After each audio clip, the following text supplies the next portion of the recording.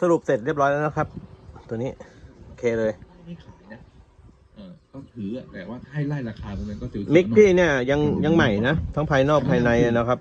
ด้วยการที่ไม่ได้ใช้แบบนานมากอะไรเงี้ยนานๆใช้ทีอะไรเงี้ยนะครับนานๆใช้ทีเนี่ยวอลลุ่มเนี่ยมีปัญหาแน่นอนแล้วก็ล้างยากมากนะครับวอลลุ่มสวิตช์เนี่ยมีปัญหานะครับพวกอะไรเสียอะไรเสื่อมก็ไม่ค่อยมีจะมีปัญหาพวกวอลลุ่มเป็นส่วนใหญ่เลยแล้วก็พวกฝุ่นตกค้างตามบอร์ดนะครับก็จะมีปัญหากับพวกลายวงจรสะสมพวกความชื้นนะครับทำเนี่ยแต่ว่ามันก็พอจะตีความได้ว่าเขาดูจะถอยลงโลกก็เริ่มจับทางได้นั่นแหละว่าไอรุ่นเนี้ยนะใครที่ใช้อยู่เนี่ยนะแนะนำว่าให้เซนส์หมดเลยนะเอฟเฟกต์เนี่ยชุดเอฟเฟกต์เนี่ยครับเอฟเฟกต์ชุดนี้เปิดสุดอันนี้เปิดเที่ยงแล้วก็เซนส์หมดเลยซับ1 2ซับ3 4แล้วก็เมน LR เนี่ยครับนี่นะครับซับ1 2ซับ3 4เมน LR เซนส์เอฟเฟกต์นะครับเอฟเฟกต์วอลลุ่มหลังบอร์ดเอฟเฟกต์เปิดสุดก่อนบอร์ดเอฟเฟกต์เปิดเที่ยงนะครับประมาณนี้โปรแกรมที่เห็นเขาใช้กันส่วนใหญ่แล้วก็ผมก็ว่าเสียงโอเคนะ39 38ประมาณนี้นะครับเพราะว่าคนนี่กลัวพอคนกลัวก็เลยเข้าทองคำแต่คราวนี้เนี่ยพอฝุ่นมันหายตลบนะครับกลายเป็นว่าทองคำที่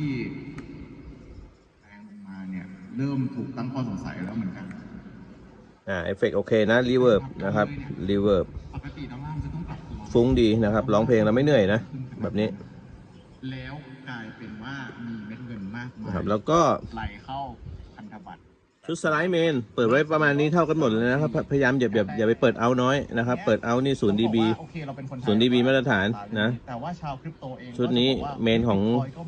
ซับ1 2 3 4เปิด0 dB เท่ากันหมดนะครับประมาณนี้นะครับแล้วก็เวลากดเซนส์ตรงนี้ถ้ากดหมดเลยทุกกลุ่มแบบนี้มันดังขึ้นก็จริงแต่มันจะเป็นโมโนมันจะไม่เป็นสเตอร์สังเกตเวลาเราแพนเห็นไหมแพนซ้ายเห็นปะมันไม่หมดแพนขวามันไม่หมดเห็นปะนะครับมันไม่สุดนะ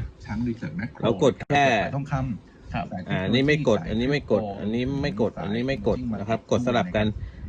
กด L กด R กด L กด R สลับกันแบบนี้นะครับพอพูดถึงภาพรวมของวันนี้เนี่ยเป็นช่วงที่ตลาดหุ้นอเมริกาเองก็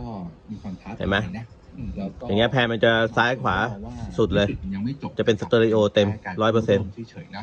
ล่าสุดเนี่ยคุณเรโอเนี่ยก็ได้เขียนบทความโอเคการใช้งานก็ประมาณนี้นะครับก็ใช้งานได้โอเคทุกช่องนะครับแล้วก็